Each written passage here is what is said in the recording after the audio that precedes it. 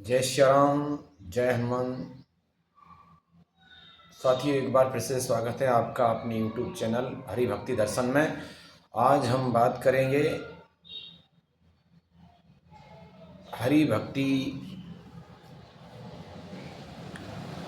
से आपके जीवन में क्या क्या चीज़ें प्रभावित होती हैं। साथियों, भक्ति मार्ग में आप चलते हैं तो आपसे जुड़ी हुई हर चीज़ प्रभावित होती है। साथियों, आपके जीवन में आपके माध्यम से जो भी चीज़ें हैं, चाहे वो भौतिक हों, चाहे वो आध्यात्मिक हों, चाहे वो आपका परिवार हो, आपके रिश्तेदार हों, समाज हो, जो भी आपसे रिलेटिव, आपसे जिन जिन का संबंध है, वो हर चीज़ आपसे प्रभावित होगी। साथियों, भक्ति मार्ग में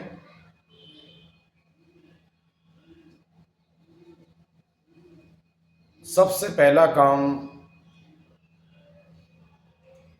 आपसे हर चीज़ वो दूर हो जाएगी, चाहे आप धन दौलत हो, चाहे रिश्ते नाते हो, चाहे परिवार हो, कोई भी हो, सब आपके पराये हो जाएंगे। क्योंकि साथियों, भक्ति मार्ग में माया सब कुछ छीन लेती है, आपको भिखारी बना देती है। भक्ति मार्ग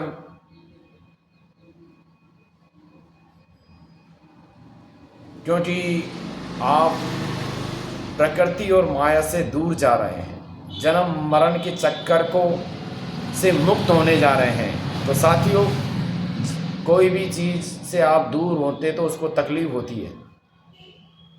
इसी प्रकार प्रकृति का काम है जन्म मृत्यु, तो आप उससे दूर हो जाएंगे 84 लाख के फेर से। माया इसलिए ही प्रपंच रचती है क्योंकि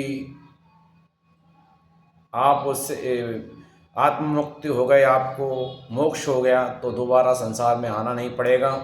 तो उसके जन्म, प्रकृति और माया के जन्म मरण के चक्र में बाधा उत्पन्न होती है। तो प्रकृति और माया कभी नहीं चाहेगी आपको अपने से दूर करे, 84 के फेरों में भटकाती रहेगी। तो साथियों, आपको प्रकृति जनित 3 गुणों से ऊपर उठना पड़ेगी यदि आप अपने जीवन में मोक्ष की ओर, आत्म मुक्ति की ओर बढ़ेंगे। तो आपको रजोगुण, सतोगुण और तमोगुण, इन तीनों गुणों से ऊपर उठना पड़ेगी। सुख दुख, लाभ हानि, जय पराजय, जस अपजस, सबको एक समान समझना पड़ेगी। हर्ष होने पर खुशी ना हो और दुख होने पर दुखी ना हो। आपको हर चीज़ से ऊपर उठना पड़ेगी। आपके सामने माया हर तरह के प्रपंच रचेगी, आपको उकसाएगी, आपको भड़काएगी, आपको सब कुछ करेगी। लेकिन यदि आप हरि की शरण में हैं, प्रभु की शरण में हैं, नाम जप करते हैं, तो आपको ईश्वर इतनी बुद्धि विवेक, इतनी क्षमता दे देंगे कि आप अपने मूल स्वरूप में स्थिर रहेंगे। किसी भी चीज़ से आप डगमगाएंगे नहीं। तो साथियों, आपको मेरा बताऊं, क्योंकि मेरे पीछे माया और प्रकृति इतनी जोर से पड़ी है कि मुझे बोलने तक नहीं देती है। मैं YouTube चैनल तो बना रहा हूँ, लेकिन मुझे क्या है, हर तरह से अवरोध उत्पन्न करती है। मेरी हर चीज़ हैक कर सकती है माया। जो माया के पास दुष्ट शक्तियाँ होती हैं, जिनके माध्यम से आपकी हर चीज़ हैक हो सकती है। आप जो भी काम करेंगे उसमें हर चीज़ में विघ्न उत्पन्न हो सकता है।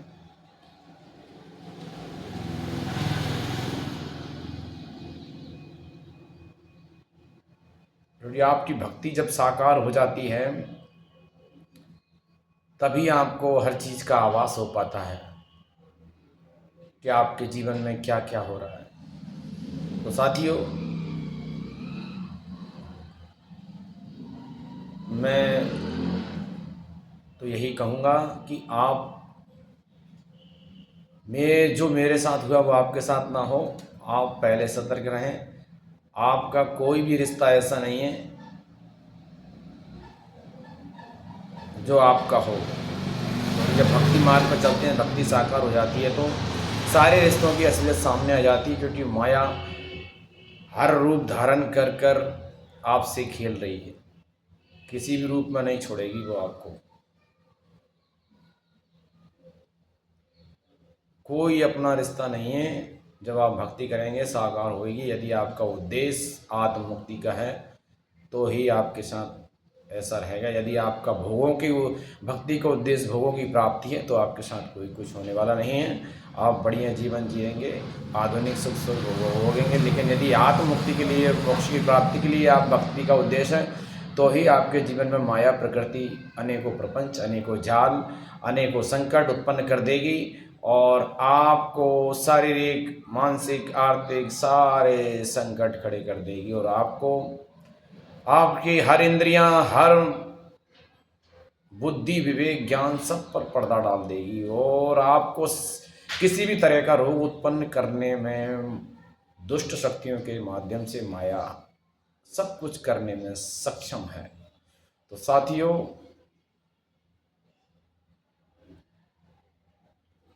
आप सावधान रहकर